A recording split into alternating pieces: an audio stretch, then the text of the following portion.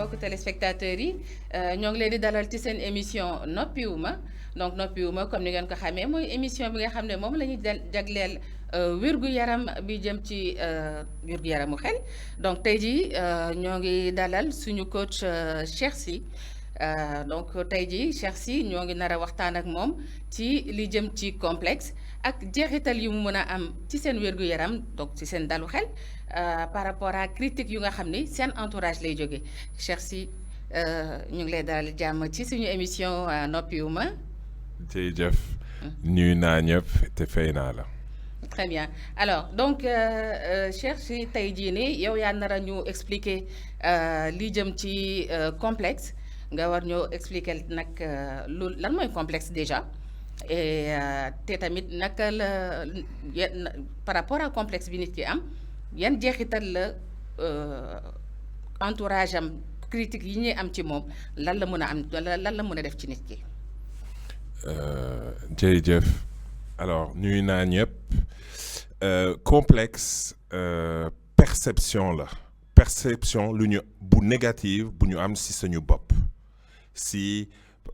wàll trait physique xel comportement yooyu alors fu muy jógee généralement complexe yi c'est que nit yi par exemple sa yaay sa papa sa mbokk sa xarit école daf lay wax dara di la ko waxaat ba nga gëm ni dëgg la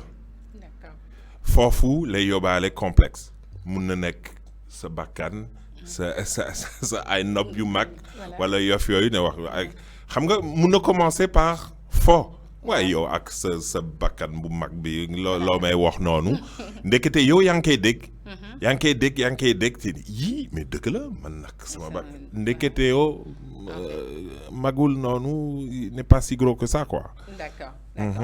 Donc kon ma ci leeral perception mooy maanaam yëg-yëg bi ngay am ci la nit ñi di wax ba nga mujj dem ba gëm ko foog ni dëgg la alors que en réalité xëj na dañ la koy tooñee rek comme par exemple sama genre yi tout le temps ñu naa man da nga gàtt voilà man personnellement je suis bien avec ça mais bu nit ñi continuer di ma ko wax bu yàggee ma jàpp ni dëgg la. Enfin loolu moo koy indi léegi da nga jox ay solution c'est pas parce que xam nga am na li nga moom ak nit li lu ñu moom mooy lu ñuy def lu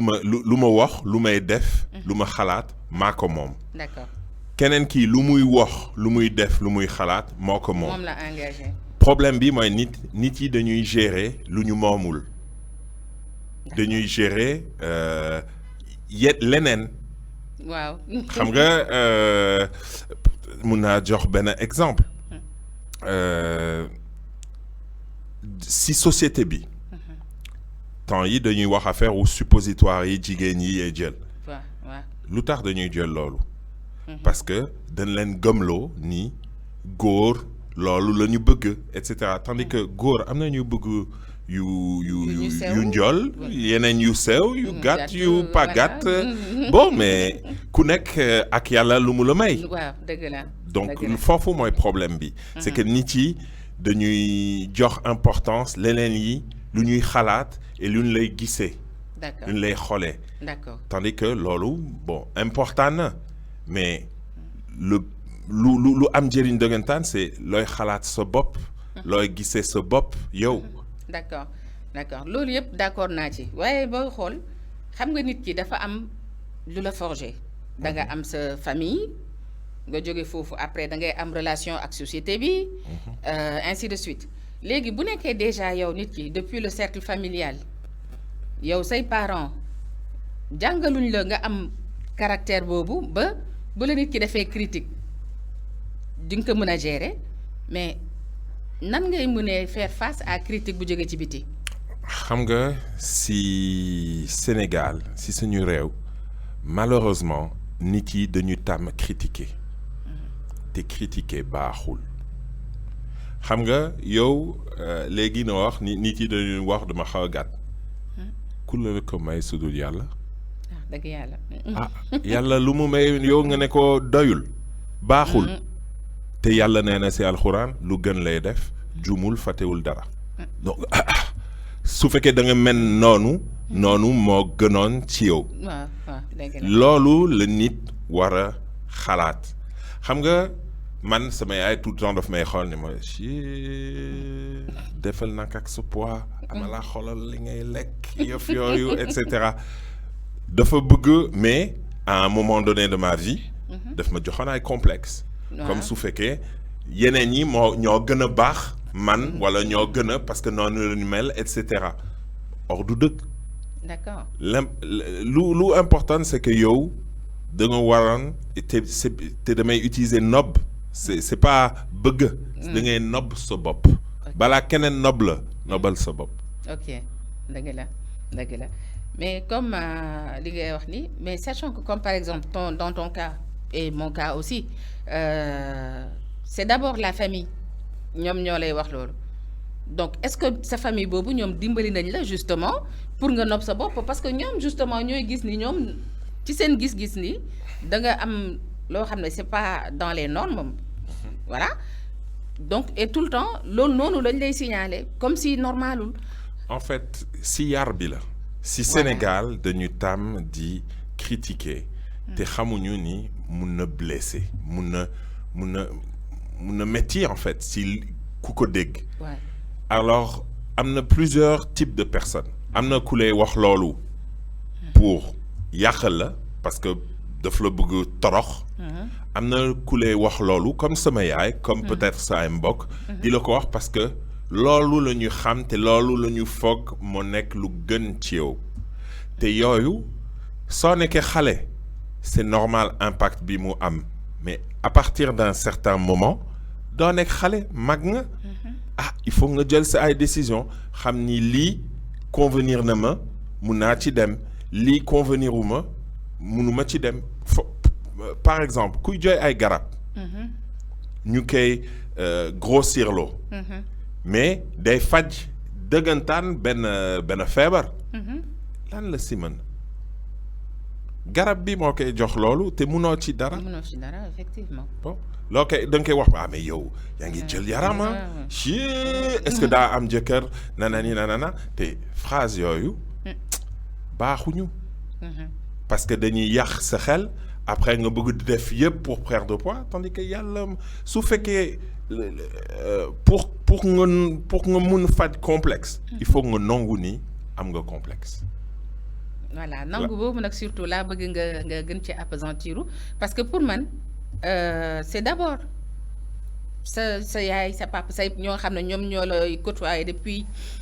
bi nga nekk xale le temps que yow sa mental forgé wu ñooñu noonu bu nekkoon da nga war a jox ay conseils pour parents yi pour que ñu préparer seen doom psychologiquement pour ñu am la force de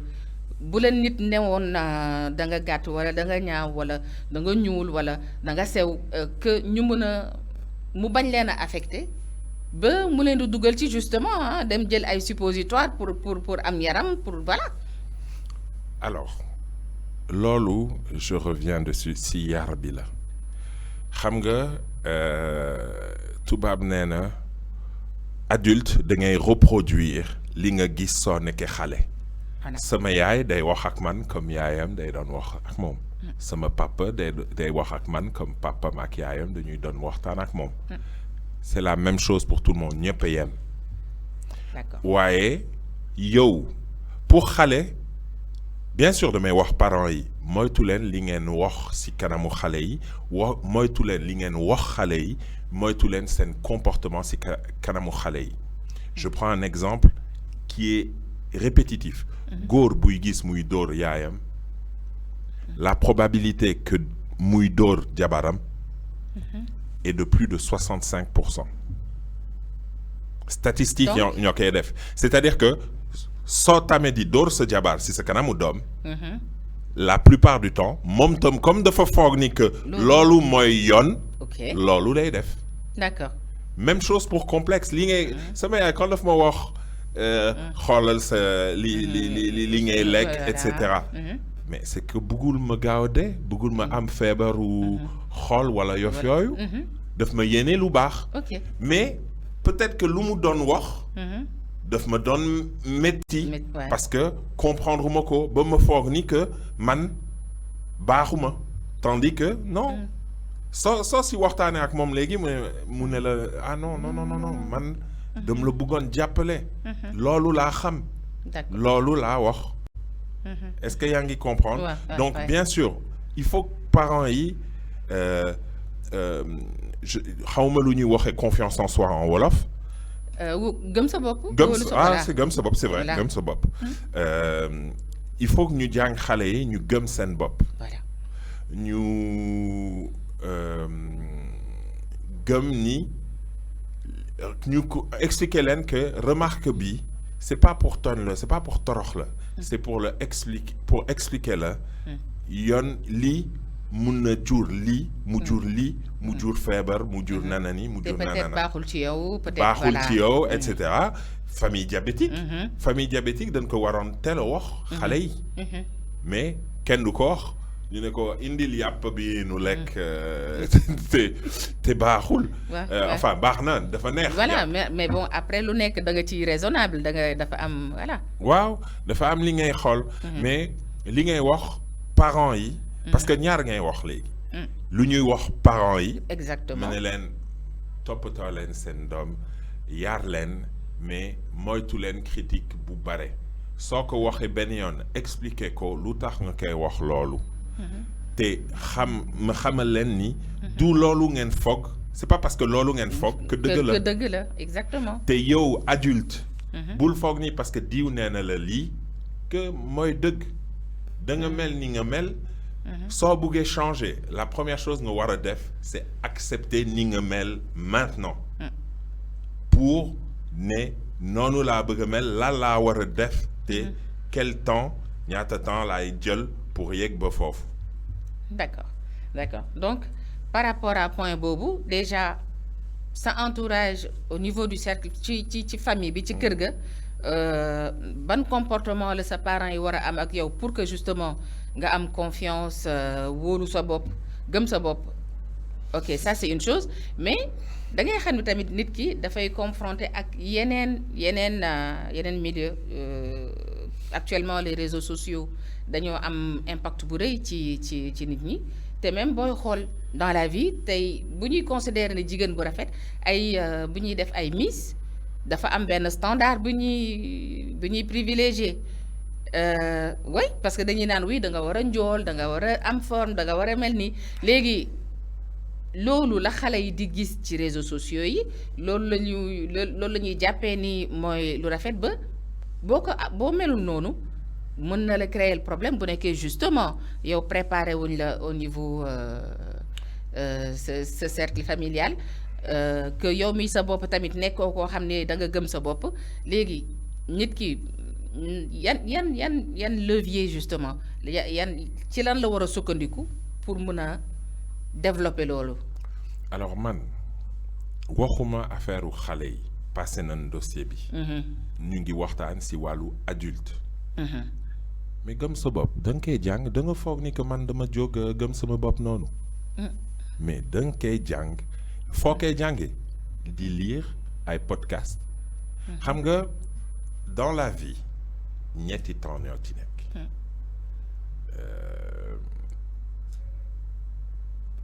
passé présent futur.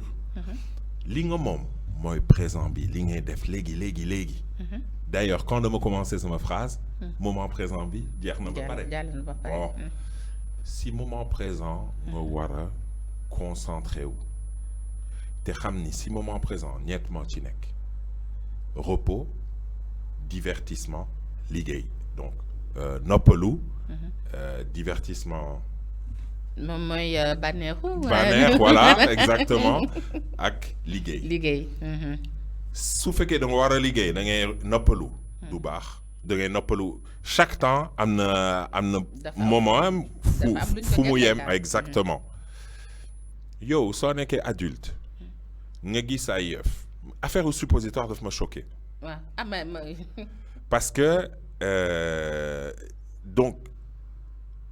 ma xamal leen damay waxtaan ak jigéen ñi di leen xool di leen wax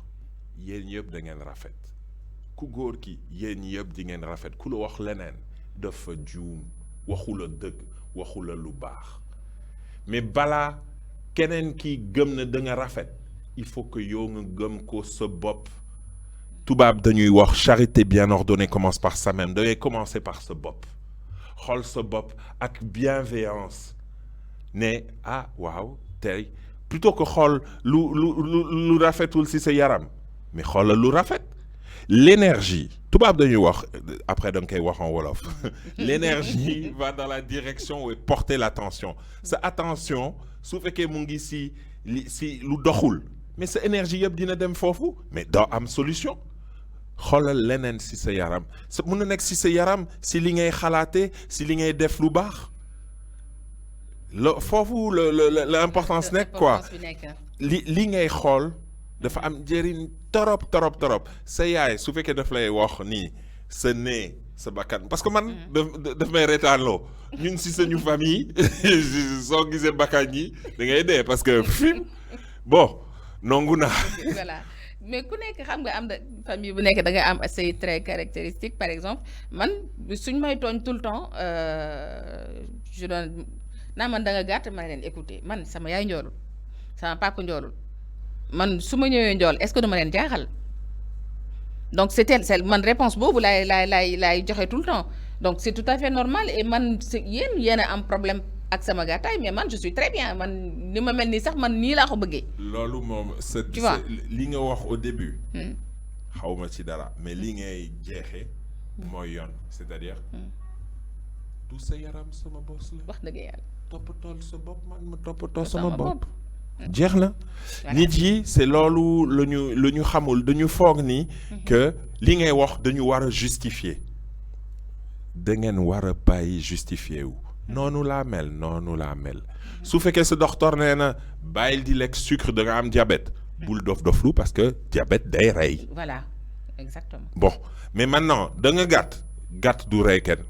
da nga njool du rey kenn. da nga rafet da nga ñaaw du rey kenn.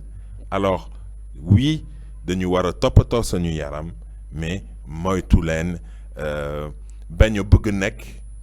liñ la wax nga war a nekk. Voilà nekkal sa bopp loolu moo am njëriñ loolu moo am solo xam nga su fekkee nekkoo sa bopp da ngay gaaw a sonn parce que da ngay tout le temps def ay yëf pour que gis nit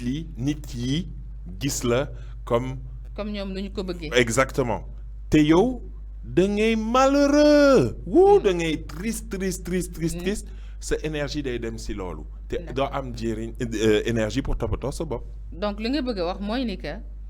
mënoo dund pour satisfaire ñeneen ñi seen gis-gis pour que ñoom bu ñu la gisee nga méngoo ak ñoom nu ñu bëgg a gis mais plutôt nga nekk en accord ak yow ni nga bëgg a gisee sa bopp. xaaral ma laaj la question. oui dites-moi. ku bëggul gis lu baax ci yow est-ce que mën nga ko forcer muy gis lu baax ci yow. mënul nekk. ok donc ku bëggul gis loolu. doo ko mën a forcer mën nga def lu la neex. am naa benn client ak magam bu jigéen dafa def yëpp pour mu nekk fier content ci moom musul nekk fier content ci moom parce que bëggul. pourtant def na yëpp pour moom. daf koy indi oto mu ne ko mais lu tax nga tànn ma bu weex mu ne ko non man bu xonk laa bëgg tandis que oto bi quand même 30 millions la quoi. Ouais. mais daf koy xaw a dofloo te léegi nangu na ni mënul def dara te du am critique. nit yi bàyyi leen ñu wax mais après xalaatal sa bopp mais est-ce que lu mu wax dëgg la est-ce que tegu na est-ce que correspondre na ma est-ce que a ni may gisee sama bopp ak moom lu may gisee est-ce que benn la su fekkee benn la nga xam ni kon dëgg la su fekkee du benn nga xam ni lu mu moom bàyyi ko ak lu mu moom lu muy wax yow toppatool li nga moom. D'accord donc par rapport à sujet boobu noonu donc nit ñi kenn mënu leen tere ñu xalaat ñu am seen xalaatu bopp de toute façon ils sont libres seen droit la. mais yow yaa war a am sa benn force mentale pour war a mën a jàmmaarloog seen critique yooyu. sànq lu ma la wax lu leer la. yëpp dañ koy jàng. am force mentale dañ koy jàng. am développer ne plus avoir de complexe danga koy jàng. D'accord. te en fait li nit yi lu ñu comprendrewul c'est que man loolu nu ma ko xamee. c'est parce que fu ñu jaar naa ci. sànq dama wax affaire sama papa ak sama yaay. te dama ko si bëgg delloo parce que dama leen bëgg wax à quel point. même su fekkee dama développer ay complexe maa ko développer ñoom dañuy def seen liggéey te gëmuma y a des meilleurs parents que ñoom. c'est-à-dire que dañuy def lu ñu war ba mu ëpp ba mu mat sëkk. mais lu ma ko jëlee man donc lu ma moom lu may jëlee affaire yi maa ko jël ma xamal leen ni nit su la waxee dara da ngay am ay émotions mun na nekk bànneex mun na nekk ay émotions yu négatives comme colère tristesse et cetera mais li nga moom c'est pas émotion bi ce cerveau mooy attirer sa attention si lu doxul exactement lu mun a nekk danger. Voilà. Mais du danger dëggantaan. En revanche li nga moom c'est li nga décider réagir ci face émotion. waa mais coach man vraiment teyuma ko yaa ka tey parce que su fekkee sa émotion mooy contrôler il faut nga jàng accepter émotion yi ne ko ban message moo ci nekk dégg naa message bi loolu nga ma bëgg a wax ok léegi mun nga dem. D'accord. Comprendre naa message bi c'est très important les émotions. Oui. Parce que complexe yi si émotion négative la ñuy jógee. parce que dafay laal say da nga ciy am yëg-yëg. exactement soit daf lay metti parce que da nga ni man lu tax meluma comme ñoom nu ñu bëgg ma mel ko. soit da ngay triste parce que da nga ni mënuma ci dara c'est comme ça donc nit ñi dinaa war a toute ma vie. sama dund dinaa war a continuer di gis ni nit ñi nii lañ may xoolee. donc yooyu noonu dafay xaw a compliqué à gérer pour certaines personnes mais man actuellement li ma bëggoon aussi nga appesantir su ma mooy réseaux sociaux yi dafa am impact bu rëy bu ñu am ci nit ñi da ngay gis koo xam ne da ngay am genre problème yooyu justement au lieu que nga dem gis koo xam ni comme ay coach yu mel ni yéen nga xam ne di ngeen jàngal nit ki mu mën a gérer genre émotion yooyu justement dañuy préférer dem ci panel yi kii wax jëm fii kii wax jëmal fële après nit ki finalement sax doo si jëlee information boo xam ne mën na la njëriñ donc yow yan conseil nga parce que bu nekkee yow dem nga ba xam ne man franchement mënumaa gérer critiques yi bëgg naa wut solution mais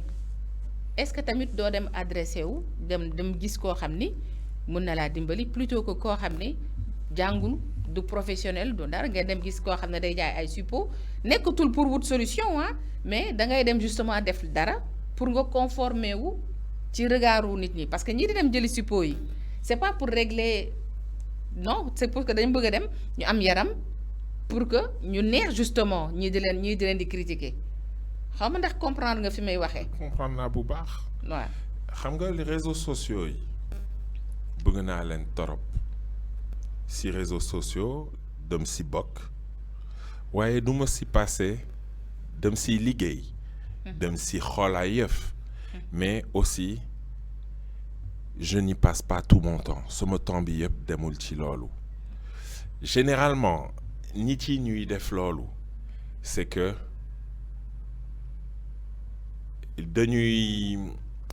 ils s'occupent trop de nit yi lu ñuy xalaat lu ñuy def dañu foog ni parce que ñëppay def foofu lu baax la foofu la ñuy dem te dañu ruus ñëw si ay coach parce que dañu foog ni que man lu may wax c'est du bon sens xamuñu ñaata année laa jàng pour yegg ba foofu ne ñaata heure laay lire par jour pour yegg ba foofu donc xamuñu alhamdulilah daan ka xam peut-être grâce à Madiba TV réseaux sociaux comme lépp am na lu ci baax am na lu ci bon mais su fekkee du médecin moo la prescrire ay yëf bu ko jël mënul nekk lu baax suppositoire yi da ngay dugg dara ci sa yaram doy na waar de loo xam ne te xamoon nit yi exactement te xamoon nit yi luñ ko defee exactement te du scientifique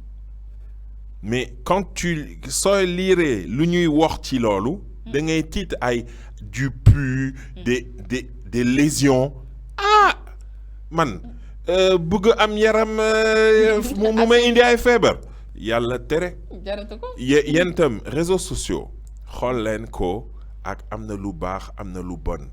mais kenn mënu la forcer kenn def li nga bëggul def waaw mais man li ma ko jàppee mooy ni que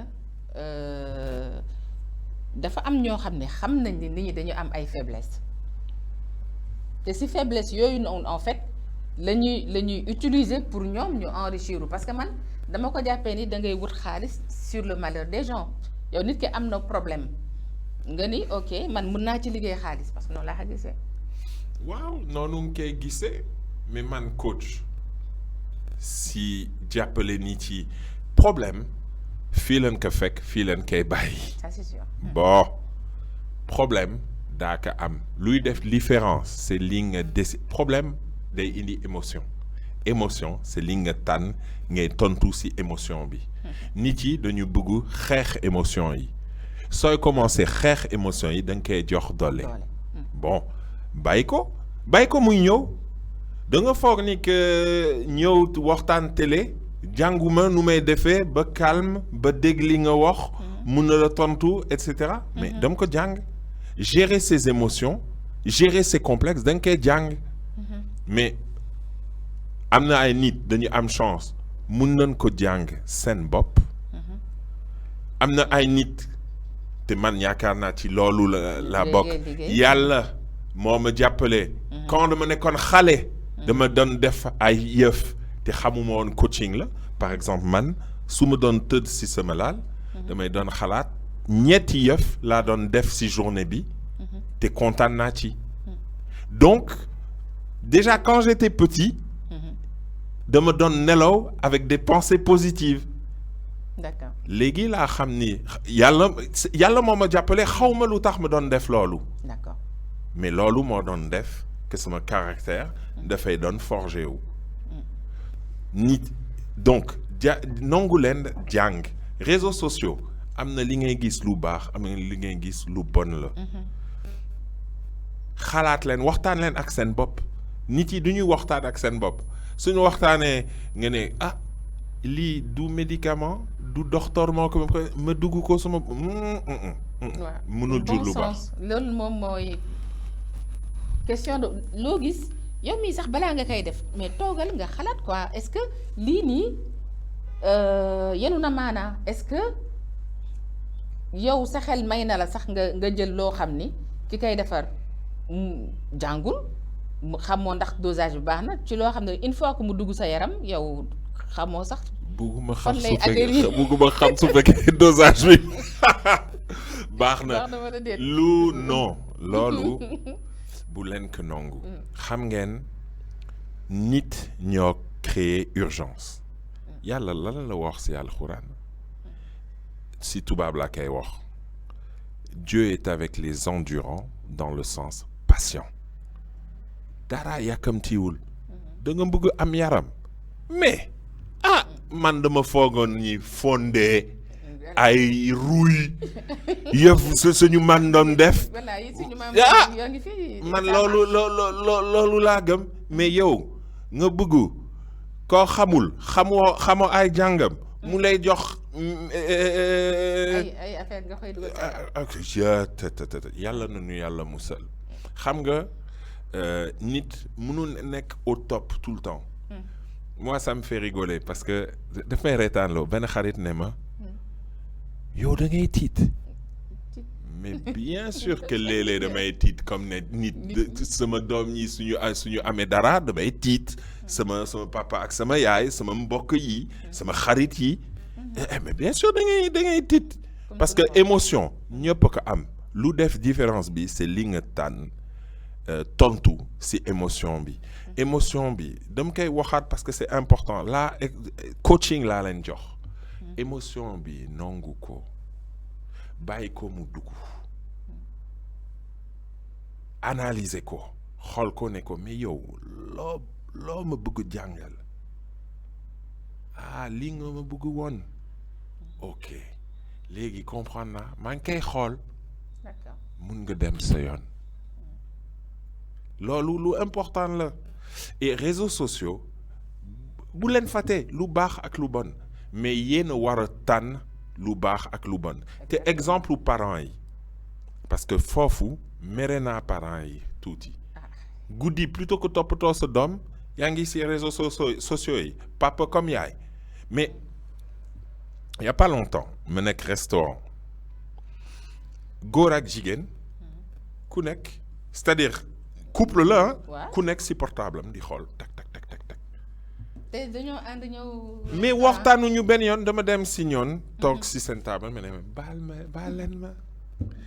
leen ma mais yéen da ngeen waaw sama jabar la donc da ngeen ñëw ba restaurant pour nekk ci seen portable grand xalaatuñu ko woon ñu teg seen portable yaakaar naa ils ont passé une bonne soirée en tout cas au moins échanger et moytu leen loolu et nit yi itam bu leen fàtte ni ci internet nit yi duñ la gis donc mun nañ wax lu leen neex foofu den wax yow da nga gàtt yow da nga jol yow da nga pata yow lu sa yoon donc il faut ngeen il faut ngeen xalaat quoi balaa internet nit yi lu ñu doon def et pourtant complexe yi temps yi barewuñu woon comme maintenant c'est justement internet le fait que y ait plus de frontières que nit yi xalaat noonu est-ce que du temps où suñu yaay wala suñu maam da ngeen doon gis ay suppositoire pour yof yooyu dañuy xam dañ la doon dàmp foofu lay ñëwee dañ lay doon jox lu ne mais duñu jël ay garab non plus pour loolu mais am na ñaari problème ñu bëgg a grossir waaw mais également ñu bëgg a perdre poids effectivement ñaari yëpp am na donc ku nekk daal boo sewee yaa ngi wut nooy def pour nga am yaram parce que loolu la nit ñi di wax boo amee yaram yaa ngi wut nooy def pour nga jeex ndax nit ñi loolu la ñuy wax donc finalement quel que soit noo mën di mel ñii nañ wax donc est-ce que gënul ñu nangu rek nu ñu yàlla bindee. est-ce que gënul. loolu moo gën a fuuf soo ko buggee changer il faut nga liggéey ko perdre du poids ça prend da ngay def sport da ngay xool li ngay lekk da ngay lekk à la même heure tous les jours et des choses saines à base d'eau maanaam légumes xam nga ceeb bi dafa neex surtout ceeb bu jën mais jëlal tuuti ceeb favoriser légumes yi poisson bi favoriser fruits yi nit yi dañu foog ni que pour nga perdre poids il faut nga def sport nga changer sa alimentation nga nelaw bu baax soo amoo ñett yi li nga perdre poids normalement daal non soo amee ñett yi da ngay perdre poids normalement mais soo amoo ñett yi mais nit yi dañuy non man léeg-léeg damay gis ay nit xam na dañuy lekk ak seen bët xam nga leen waaw dañuy lekk ak seen bët. li tubaab naan avoir les yeux plus gros que le ventre. ilaha illallah tandis que lekk. sa yaram daf lay won gaaw nii. doy na wala doy. mais ku géex si plate bi. c'est que fees na. wax dëgg yàlla mu ne ko continuer. Ah non. Et il y a des petites astuces. Moi, j'ai quelqu'un qui m'est relativement proche dafa def opération bi si estomac am parce que baaxul woon si yaramam. C'est ça le truc. Mais moom foofu la ñu jànge ni normalement da nga waroon naan ndox une demi-heure balaa ngay lekk. soog a lekk. te li ngay lekk nga xool ko bu baax. naanaat ndox une demi-heure après nga pare lekk. ok. gisuma ci Sénégal même suñu président kuy respecté loolu. ah non suñu président tamit mais moom jéem amul naa ko problème boobu. jéem naa ko def de. mais si man lu métti c'est pas ndox bi une demi-heure balaa may lekk mais su ma paree lekk. dama da ngay bëgg naan ndox tout de suite. et demi-heure bi j'y suis arrivé honnêtement. 2 semaines. ah. donc après 2 semaines yi ma ne ça va doy na une demi-heure avant doy na ma sax. voilà nga ne delluwaat fi nga newoon. alors léegi fi mu toll nii man la ma bëggoon moom mooy pour des cas précis yoo xam ne dama ko dégg ci internet bi ma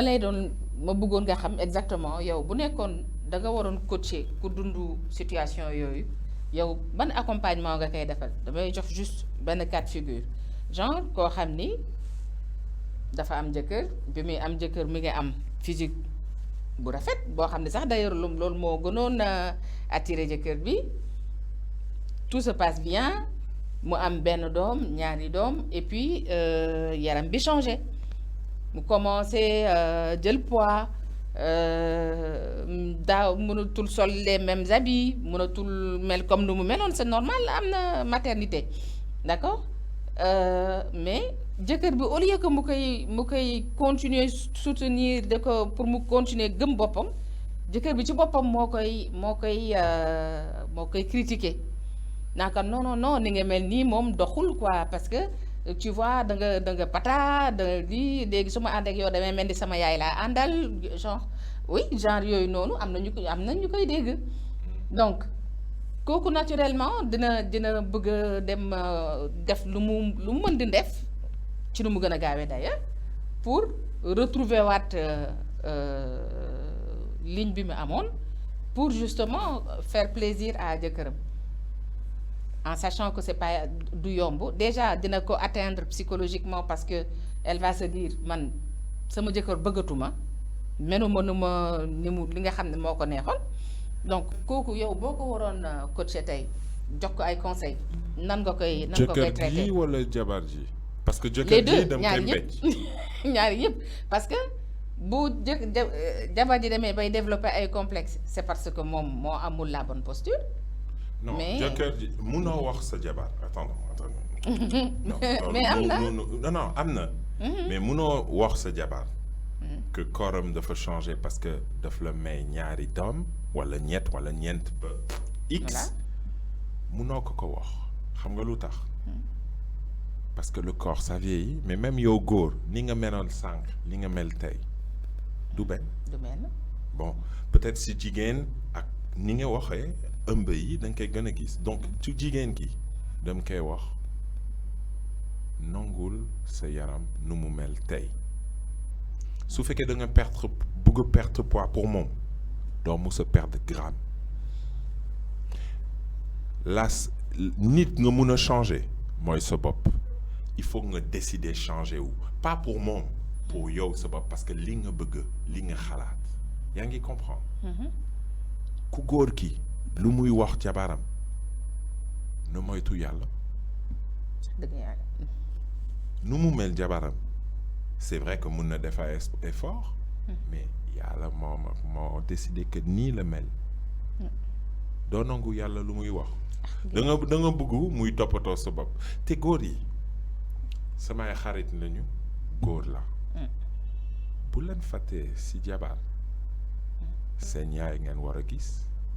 seen mag wu rakk bu jigéen seen xarit seen lépp c'est important. C'est très important. Les hommes doivent voir dañu war a gis jigéen ñi bàyyi li leen critiquer mun nga ko wax moytul pour sa santé mais doxul parce que day mel que su fekkee damay génn comme su fekkee damay génn ak sama yaay. man tous les jours dama fier génn ak sama yaay. Franchement. Sérieux. Olof ñaay waxul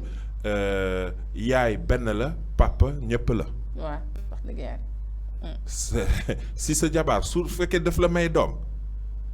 lu mu def da nga koy fonk. da nga ko war a soutenir. te man dama ko bëgg wax fii. nekkatuma ak sama yaayu doom mais elle est sur un piédestal à jamais. problème bi nu am. mais sama doom daf leen di toppatoo. te loolu il faut que ma rende leen hommage. kuy toppatoo sama doom rendre naa la hommage kuy toppatoo yaay yëpp amuñu seen pay vraiment dëggantaan mère c'est très important donc c'est ça te ku góor ki na bàyyi intimider su fekkee daf ko bëgg torox won ko ni moo am doole pour que mu bañ a bouger c'est pas bon parce que tôt ou tard jigéen soo ko waxee loolu dina yeew te dina la woon ni li nga foogoon da nga juum bu baax man damay nangu nit nu mu mel damay gis ay nit dañu bëgg perdre poids dama leen di gunge nit yi dañ lay wax mais yow tu n'es pas si petit que ça waaw mais dama perte poids mus naa ko def dama perte poids lu bare mel ni ma mel léegi te d'ailleurs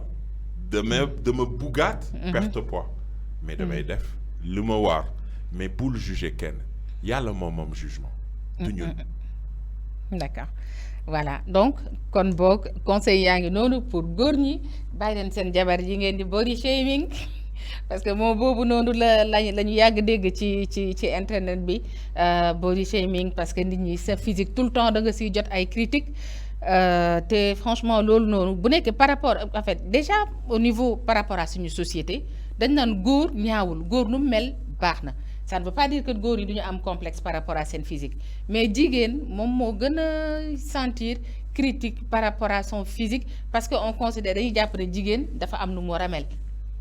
donc. mais juum la. voilà ku def critères yi. da nga war a mel par rapport à qui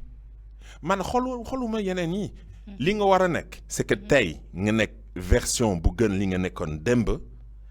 et sa version suba gën version bi nga nekkoon tey bul comparer wu yeneen yi amoo leen seen yar amoo leen seen dund amoo leen bokkoo leen papa ak yaay tout même su fekkee si sa rak ak sa mag ya la da ngeen bokk ndey ak baay mais c'est pas pour autant que da ngeen jël ay chemin yu yem body shaming nan ko bàyyi baaxul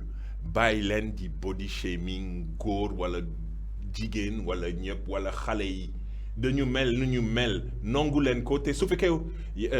yaakaar naa yonente bi sallallahu alayhi wa sallam moo ko wax su fekkee wax lu baax munoo ko noppil jërëjëf le message est clair jot yaakaar naa ni dina dugg ci nopp bu baax bi alors donc juste puisque la sujet bi lu ñu si waroon wax quasiment wax nañ lépp mais également dama bëggoon profiter ci émission bi pour informer téléspectateur Madiba TV que ni yow dañu war a liggéey ak yow pour di def ay live parce que du ñëpp ñoo mën a am moyen ñëw jël coach di fay coaching pour ñu mën leen accompagner pour seen équilibre mental seen bien-être psychologique donc dinañu day def régulièrement ay live ak yow donc pour justement ñi nga xam ne mënuñu fay coaching ñu mën a jaar foofu mën a am ay waxtaan ak yow nga mën leen accompagner mën leen a jox ay conseils pour que ñu justement am seen équilibre mental boobu noonu te franchement collaboration boobu ñu ngi ñaan yàlla mu gudd fan. amiin yaa rabbi yàlla voilà donc juste nga informer nit ñi également inviter leen à ce que ñu ñëw di suivre suñu live yi massivement puisque bu yàggul dara lañ koy tàmbali incha allah. incha allah alors il faut ngeen comprendre ni coaching c'est jàppale nit c'est gunge ko. waxuma xaalis importantul ci man mais su fekkee dam koy def c'est avant tout pour jàppale nit. gis nit muy avancer moo ma gënal am ay milliards ñuy nelaw sama compte. man lu ma bëggoon si sa émission noppiwuma si wàllu complexe dama leen bëggoon may sa communauté bi communauté Madiba. benn package u coaching dama ko defoon pour sama anniversaire mais ma dolli si benn bu 500,000 package bi 500,000 la lu ñuy def maintenant yow ak man daan si waxtaan lu ñuy defee loolu pour que nit yi am ko mais mun a proposer parce que lu ñu wax tey dafa am solo complexe yi dañu bare te lu tax complexe yi dem si sawar parce que dama complexé woon si yëpp et en fait xamuma woon kan la koy wax te benn bés bugguma me raconter cette histoire mais soo leen xoolee sama chaîne YouTube de me raconter j'étais allé loin quoi j'en voulais plus je voulais en finir et yàlla moo ma jàppale ba ma commencé xalaat sama doom ak sama papa ak sama yaay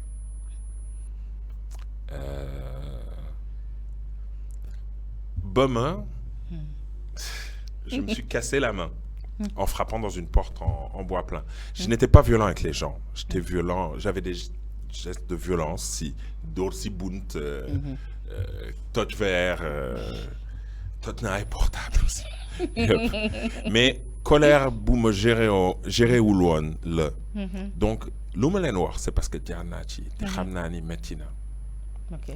xam naa ni xamoo koo mun a wax loolu. Parce que nit yi lu ñu lay gisee notamment moi c'était gis non benn bés dama am benn xarit bu may wax mais toi yow soo nekkee ak sa yaay tu deviens un petit garçon oui maman xawma la mais bien sûr c'est pas parce que yaa ngi may gis que amuma émotion amuma li ma bëgg si nit et ça c'est important loolu moo tax ma may loolu pour que nit bu amul chance bu amul pas chance xaalis pour fay loolu ñu mën a dem ñun suñu émission bi lu ñu bëgg a wax lu ñuy partenaire yu bu ñu bëgg a mettre en place c'est nit yi woo si live bi ñu mën a tontu leen voilà ne leen si wàllu lii laa bëgg a waxtaan mais aussi il faut que nit yi comprendre ñëpp bëgg am conseil duñ la bàyyi ngay wax 1 heure wala 2 heures jël émission bi yëpp ah oui. il faudra loolu il faut que ñu wax dëgg. dinañ ko encadrer. dinañ ko encadrer bu baax te ma xamal leen nekkoo leen seul. maa ngi fii am na yeneen coach am na psychologue psychiatre waroo rus. te li ngeen war a xam ci ñun. c'est que dañu am code de déontologie. te itam dañu am ay règles lu leer notamment le secret professionnel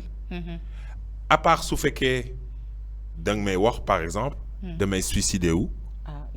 là il faudra que me protéger la parce que sa vie wala jigéen ku may wax dinaa rey sama jëkkër au début nga foog ni mu ne ma jënd naa paaka bii dinaa ko dagg lii la mu ne ko ça waay toogal ñu waxtaan bu baax c'est quand les vies sont en danger donc man dama am ay règles lu leer te coaching man ku ma woo ne ma coach dama bëgg waxtaan ci lii mais awma sa tarif li ngay wax mais lii laa am mun naa ko jël ne ko bon maa ngi lay déglu y a pas de souci y a pas de souci je ne suis pas xaalis bi du sama priorité que nit yi jàng ci man te lu may metti c'est que nit yi dañu rus wax ni gis naa coach bi gis naa ko waxtaan naa ko moom et cetera mais bu leen rus ñëppay dem si coach yi man sama bureau fu ma ko def munoo xam ni sama fii ngay liggéeyee donc nit yi dañuy ñëw en sécurité te ma xamal leen dara su fekkee gisuma parce que coaching du man maay liggéey de yow yaay def sa exercice pour mun a avancer man munuma avancer à sa place su fekkee damay gis ni 2e séance defoo sa ay liggéey 3e séance defoo ma ne la fii lay yem tey parce que pare woo pour avancer mais nit yi dañuy ñëwaat 6 mois plus tard dama lay wax non xam naa ni nga mel doy na ma xam nga am na benn expression bu wax donc ndax ñaari yoon voilà waa kay benn yoon lay yem alors donc juste pour conclure rek émission bi le concept moom mooy noppiwuma et noppiwuma boobu noonu c'est que dañu war a jàngal nit ñi dañu bëgg a jàngal nit ñi ni que boo demee ba nga xam ni yow problème bi lay yàqal ci sa dund bi lay tere nga nelaw di lay tere nga am équilibre mental yow boo demee ba mënatoo ko gérer da nga war a am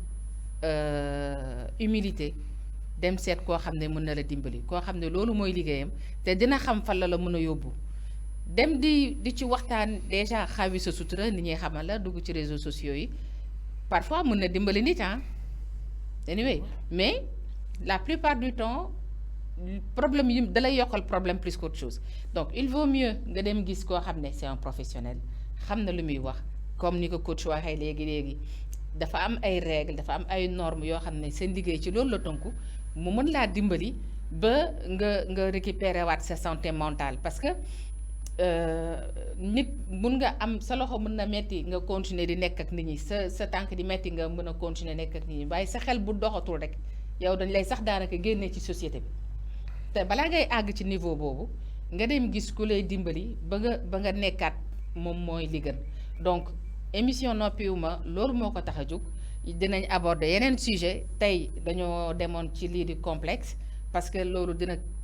tax ba nit ki dem ba toll ci ay dépression indil ko yeneen problème mais également dinañ waxtaan ci yeneen sujet dinañ wax ci ay problème couple ay problème de société te donc dinañ dalal également yeneen coach ñeneen ñoo xam ne ñu ngi yëngu ci lépp lu jëm ci santé mentale donc coach ñu ngi lay gërëm ñu ngi lay sant ci sa teewaay xaarloo nañ la vraiment merci pour la compréhension merci pour la patience donc j'espère que ni voilà bien sûr dinañ continuer liggéey ensemble donc ma bàyyi la rek nga tàggoog suñu téléspectateurs yi. asalaamaaleykum man lu ma leen bëgg a wax c'est que coaching yombul noonu kuy laaj ñu jàppale ko donc qui demande de l'aide en français du ku faible ku fort la kuy faible moo foog ni c'est honteux de demander de l'aide maa ngi leen di gërëm di leen sant yéen ñëpp di leen wax ni ñëpp am problème ñëpp am émotion ñëpp am complexe luy def différence bi c'est li ngeen tànn réagir ci loolu yëpp maa ngi leen di nuyu di leen ziar ñëpp yéen ñëpp ci seen tur ci seen sant jërëjëf. voilà donc jërëjëf coach ñu ngi lay gërëm bu baax donc ci sa teewaay ci suñu émission suñu mbokku téléspectateurs yi tey lii lañ leen indiloon moom mooy complexe ak répercussions yi nga xam ne donc jeexital yu mën a am ci sa comportement par rapport à critique yi nga xam ni moom mooy jóge ci say entourage ñu ngi leen di sant bu baax di leen jox dig daje ci seen beneen émission noppiwuma